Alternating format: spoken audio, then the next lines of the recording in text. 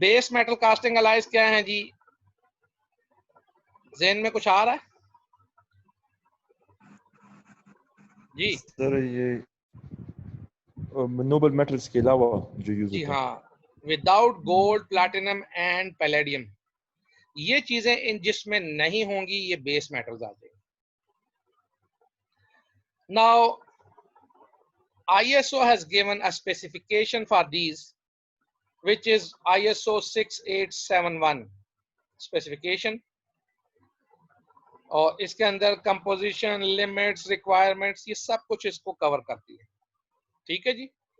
और ये क्या कहते हैं, usually base metal casting alloys जो है कंस्ट्रक्ट रिमूवेबल डेंटल अप्लायंसेस के लिए होती है। Now again it is divided into 2 parts. ठीक है जी। तो 2 ग्रुप चूंकि इसके अंदर हैं, तो इसलिए इसके 2 पार्ट्स हो जाते हैं। 6871 ISO जो स्पेसिफिकेशन है, cobalt chromium alloys which is part 1 and nickel chromium alloys which comes under part 2. Other specifications को अगर हम देखें तो ISO 16744 है।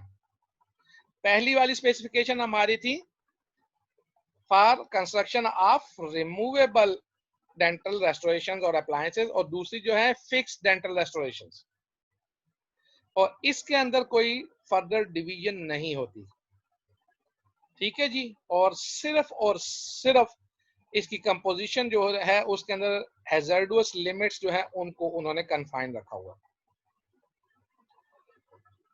इसके बाद जी मटेरियल जो है, they were classified according to the properties and aligning these properties to the 4 types of casting gold alloys. वही casting gold alloys, soft, medium, hard and extra hard.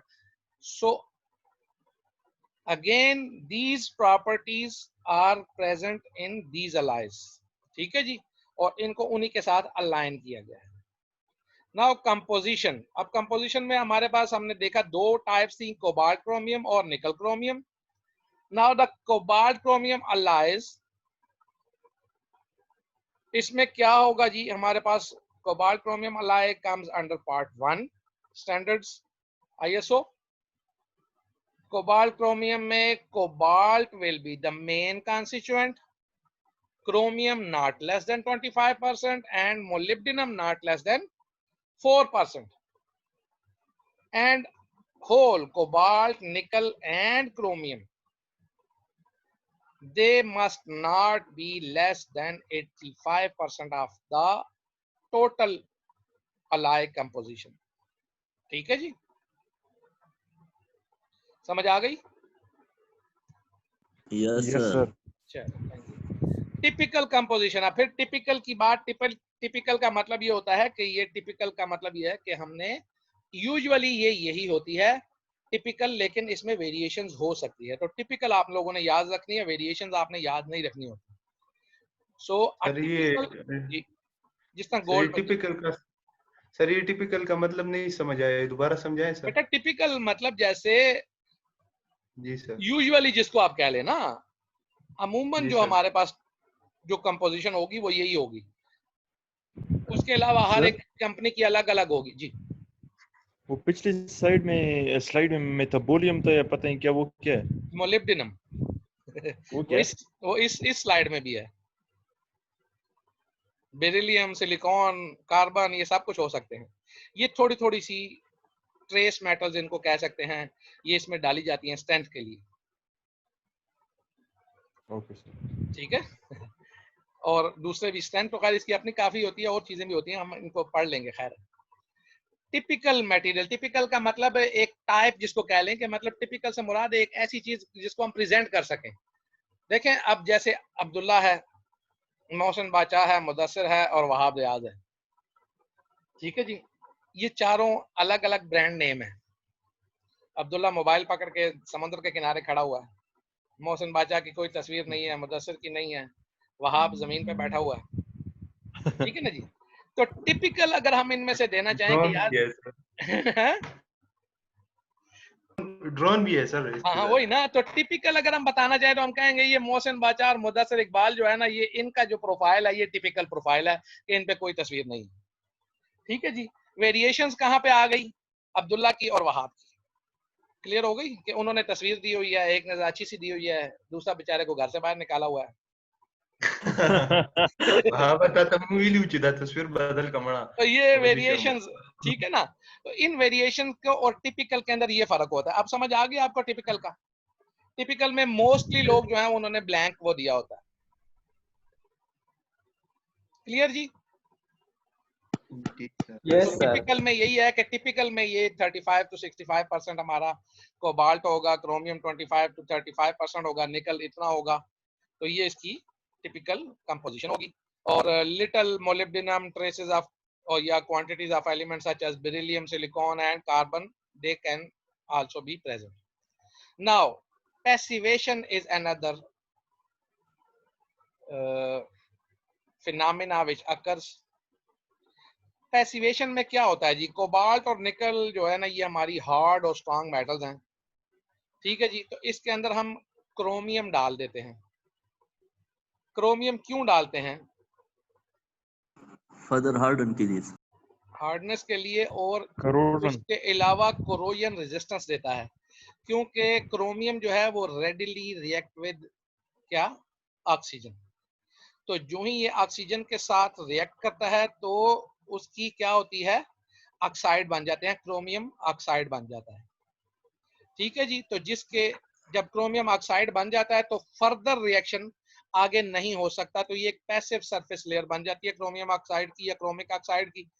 तो इसके बाद क्या होता है? बाकी अलाया हमारा महफूज हो जाता है। इस पूरे प्रोसेस को हम पैसिवेशन कहते हैं। समझ आ गई पैसिवेशन की? सर जरा एक बार वो कर दें। देखो बेटा, क्रोमियम हम डाल देते हैं अलाय में सोल्यूशन हार्डनिंग के टाइम पे ना। तो क्रोमियम का एक काम तो ये है ना कि वो उसको हार्ड कर देता है, और दूसरा काम क्या होगा? वो क्रोमियम जो है ये ऑक्सीजन के साथ रेडिली रिएक्ट करता है। तो जो ही ये रिएक्ट करता है क्रोमियम के साथ, तो क्या होगा हमारा? इसकी एक थिन सी लेयर क्रोमिक ऑक्साइड की बन जाती है, जिसकी वजह से अब वो ऑक्साइड वहां पे खत्म हो गया। अब उसके बाद नीचे उसने वो थिन सी लेयर बना ली है, तो बाकी ऑक्सीजन को नीचे नहीं जाने देता। ठीक है ना। तो उसकी वजह से हमारी फर्दर जो है ऑक्सीडेशन जो है अलाय की वो प्रिवेंट हो जाती है। और इस पूरे प्रोसेस को क्रोमियम की वजह से जो हो रहा है, इसको हम पैसिवेशन कहते हैं या पैसिवेटिंग इफेक्ट ऑफ क्रोमियम कहते हैं। Okay sir, sir thank you. ये थिन लेयर बन जाता है, उसके बाद क्रोमियम एलॉय के साथ रिएक्ट नहीं कर सकता। लाजिम बात है। देखें, एक चीज है, पीपीई हम यूज कर रहे हैं, इसी के हवाले से बात करते हैं आजकल। ये क्या नाम है? कोरोना के। तो जिस आदमी ने मास्क, शील्ड, ग्लव्स, वो सारा कुछ जूतों के ऊपर भी, और पूरी वो जो उसने पहन लिया है सूट जो है, ठीक है जी। तो अब उसके अंदर जो है फर्दर अटैक होने के चांसेस जो हैं, हो तो मतलब किसी को अगर माइनर होल है, अगर कोई रह गया है या कोई एरिया ऐसा है जहाँ से वो जा सकता है कुछ, वो एक अलग बात है। लेकिन अपेरेंटली जो हमें नजर आ रहा है उसके हिसाब से तो उसने टोटल उसको कवर कर लिया ना। अगर कोई ऐसा सूट आ जाए जिसमें आदमी बिल्कुल उसको ऑक्सीजन के अंदर ही से मिल रही हो और मुकम्मल बंद हो जाए, तो वो जो है वो प्रिवेंट हो गया ना कोरोना से किसी भी किस्म का। क्या ख्याल है? सर आपकी आवाज खराब हो गई। चलें, वो लाइट गई हुई है, चलें अभी फिर देख लेते हैं। मैंने कहा कि कोरोना के हिसाब से हम देख लेते हैं। हम लोग पीपीई यूज कर रहे हैं ना। पीपीई का मतलब पता है? Yes sir, personal protection equipment. हाँ ठीक है जी। तो अगर वो ऐसा प्रोटेक्शन इक्विपमेंट आ जाए जिसमें आप सांस भी, सिलेंडर आपके साथ ही लगा हो और ऑक्सीजन वहां से ले रहे हो और मुकम्मल आप बंद हो जाएं, बाहर की एनवायरनमेंट से आपको किसी किस्म का कोई ताल्लुक ही ना रह जाए, तो फिर तो आपको कोरोना होने का कोई चांस नहीं है ना। क्या ख्याल है? Yes sir. इसी तरह से पैसिवेशन में क्रोमिक ऑक्साइड जब बन जाता है, वो मुकम्मल टोटल जो उस अलाय की जो होती है, जो भी चीज बनी होती है, उसके ऊपर एक थिन लेयर बन जाती है। तो उसका बाहर से अंदर की तरफ कोई आना जाना नहीं रहता। तो इसलिए वहां पे ऑक्साइड अंदर अब नहीं बन सकते। अब क्लियर हुई बात? जी सर, थैंक यू। चलो, थैंक यू। तो दिस इज द, बल्कि दिस वाज द पैसिवेशन